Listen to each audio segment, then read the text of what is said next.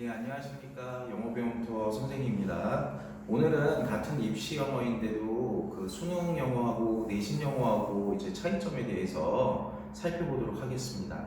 우선 설명에 앞서서 큰 맥락만 설명드려서 10분 내로 동영상을 완성하는 걸 목표로 했기 때문에 세부 내용에 대해서 부족한 부분이 있는 것에 대해서 양해 부탁드리겠습니다. 우선 수능 영어하고 내신 영어의 기본은 맞춰라 틀려라 이거라고 보시면 돼요. 다음 거 한번 보도록 하겠습니다. 자, 수능 영어는 이 문제 난이도를 설정해서 이제 절대평가로 등급을 선정하기 때문에 학생들이 많이 틀리게 낼 이유가 없습니다. 자, 1등급 학생이 10% 넘어가도 상관이 있다 없다? 없어요. 그래서 출제자가 내는 의도는 학생들을 맞추게 하려는 의도로 내는 경향이 큽니다.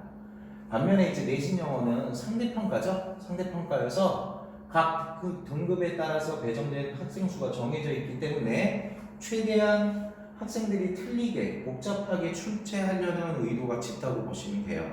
자, 요거의 사례를 한번 살펴보도록 하겠습니다. 자, 이 수능 문제 같은 경우는 수능은 출제 의도를 벗어나지 않아요. 어법상 틀린 것을 고르라. 즉 어법성 문제이기 때문에 해석을 하냐 마냐 이게 중요한 게 아니라 어법성만 골라면 되는 거예요. 그래서 우리가 시간 관계상 정답을 미리 말씀을 드릴게요. 일단 정답은 4번 filled 이 부분이에요. 그러면 이게 왜 4번이 정답이냐?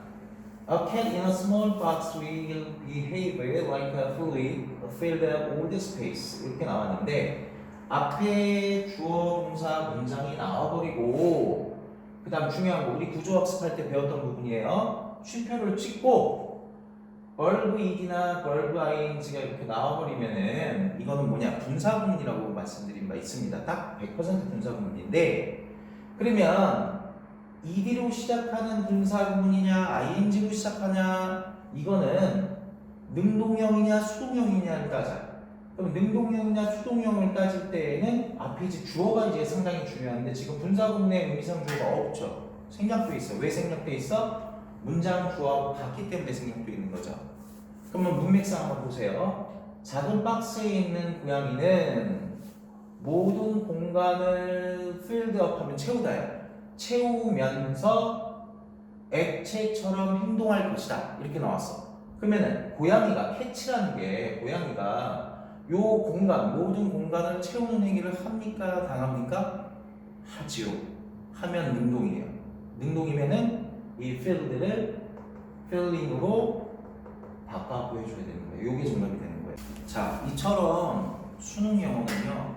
출제 의도를 벗어나지 않고 지문 전체를 해석을 다 꼼꼼히 못한다고 해도 풀 수 있는 문제가 상당히 많습니다. 반면에 내신 영어 같은 경우는요.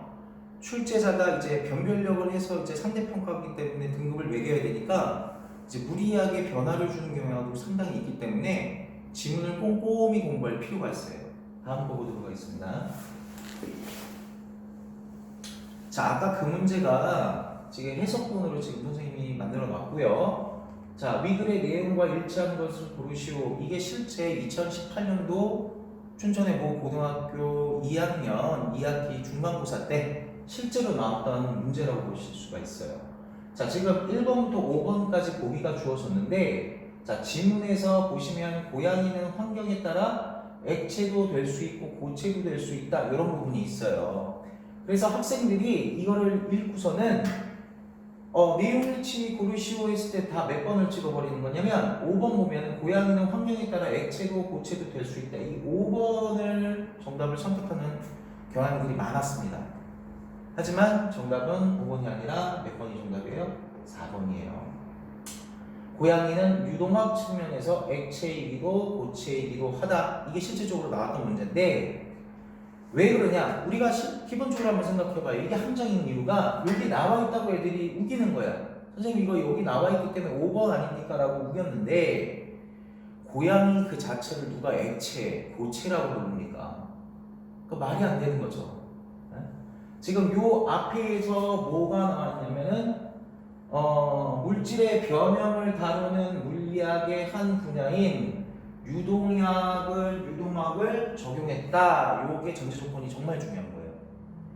물질의 변형을 다루는 성질, 즉 물질의 변형 성질 차원에서 그 성질이 고체화될 수도 있고 액체화될 수 있는 거지, 고양이 자체가 액체나 고체가 될 수는 없다는 거죠.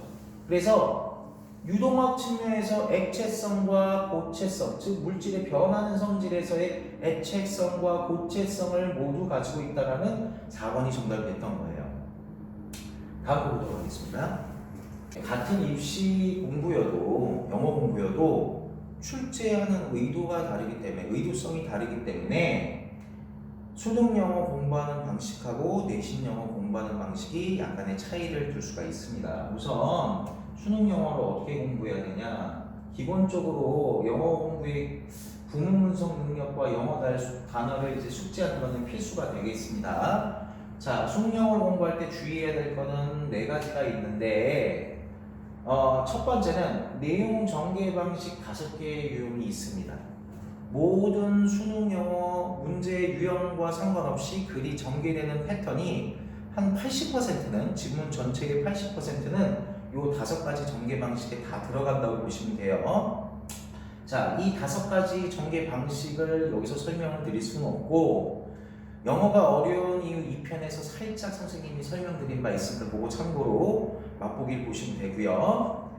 그 내용 전개 방식 5개 유형을 이해하시고, 그 다음에 중요한 거는 2번이 또 중요하죠. 많이 중요하죠. 70분을 주어주는데 70분에 맞춰서 푸는 연습을 하시는 게 아니라 60분에 맞춰서 푸는 연습을 하셔야 돼요.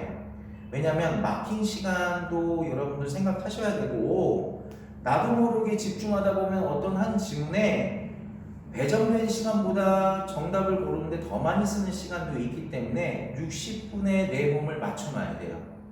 푸는 거를. 그게 정말 중요하다고 보시면 되고, 수능 스킬도 익히시면 60분 제한에서 푸는데 도움이 되겠죠. 그 다음에 요 3가지를 토대로 일주일에 적어도 2회분 이상 풀어보고 이제 오답 정리하고 구문 분석하는 게 상당히 중요하다고 보시면 되겠습니다. 자, 다음 거 보도록 하겠습니다. 자, 내신 영어는 각 고등학교에서 내신 시험 범위의 80% 정도가 이제 부교재하고 모의고사 지문을 변형해서 사용을 하는데, 이 부교재하고 모의고사는 매년 바뀝니다. 이렇게 정해진 게 아니라 이제 횟수가 다른 지문이 나오기 때문에 이게 좀 정보를 이제 저장해놨다 쓸 수 있는 게 없어요. 자, 학생들이 틀리게 하려고 부교재하고 모의고사 지문을 원래 출제 의도와 다르게 지문을 변형하여 복잡하게 출제를 합니다. 아까 보셨듯이 그런 유형으로 이제 나오는데, 내신 영어 시험 준비를 할 때에는 가장 중요한 게 여기 써져 있죠? 면밀히, 꼼꼼히, 섬세히 봐야 돼요. 정말 꼼꼼하게 분석하고 왜 일까를 생각을 많이 하셔야 되는 게 내신 영어의 특징이라고 보시면 되겠습니다. 일단 첫 번째 단계에서는 구문 분석을 하고 해석을 할 수 있겠죠. 구문 분석이 돼야지만 이제 해석이 됩니다. 자, 해석이 되면은 2단계에서 내용과 그 내용이 전개하는 과정이 어떻게 되어지는지 이해할 수 있어요. 근데 여기서 여러분들이 강조하는 게 뭐냐면, 모르는 한국어 단어 공부하기라고 선생님이 이렇게 써져 있습니다. 해석을 했다고 해서 학생들이 착각하는 게 뭐냐면 글의 내용을 모두 이해하고 있다고 착각할 수가 있어. 근데 대부분의 학생들이 글의 해석만 하고 내용을 이해하지 못한 채 시험에 접근하는 경향이 있어요. 그러면 내용을 이해 못하는 데에 핵심적인 부분이 뭐냐? 우리나라만은요 70% 이상이 북한문 혼용체입니다. 그래서 한자어도 많이 쓰이고 그 의미도 많이 쓰이기 때문에 그 정확한 의미를 모르면은 간과를 하게 돼요. 전체 내용을. 예를 들어서 여러분 다 비슷한 것처럼 보이지만 한번 보세요.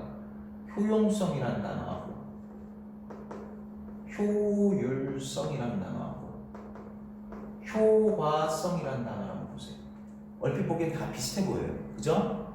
근데 효용성이라는 건 뭐냐면은 쓸모성이야.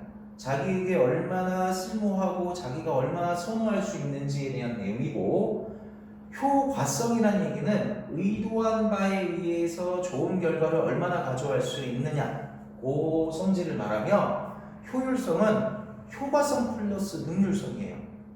들인 노력에 비해서 얼마나 좋은 결과를 가지고 있느냐, 요거에 관한 단어인데 비슷해 보이지만 이 단어를 구분 못해갖고 내용 전체가 바뀌는 경우도 있어요. 자, 예를 들어서 호랑이한테 금은 효용성이 없다, 효율성이 없다, 효과성이 없다. 어떤 게 맞을까요? 용도, 쓸모가 없다라는 측면이기 때문에 효용성이 맞는 거예요. 그죠? 이렇게 단어를 어떻게 선택하느냐에 따라서 내용이 다 바뀌기 때문에 제발 내용이 전개 과정에서 이제 이해를 할 때 모르는 한국어 단어 같은 거 공부 좀 하세요. 지향 이런 것도 모르고 지양하고 지향의 차이도 모르시고 사회성이라는 말도 모르고, 그죠?